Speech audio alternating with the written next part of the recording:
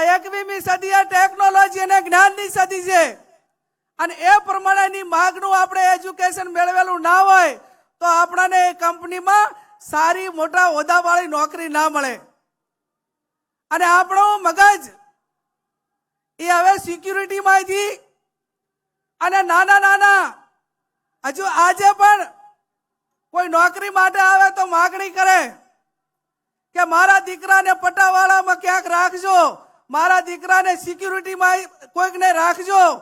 હવે આ પટ્ટાવાળાને સિક્યુરિટીમાંથી બહાર નીકળીને ઠાકોર સમાજનો દીકરો આઈએસ ને આઈપીએસ બને, કોઈ કંપનીની અંદર એન્જિનિયર બને, મિકેનિકલ બને. આ સપના જોવા માટે આજે આ સમાજ એ આ ભેગો થયો છે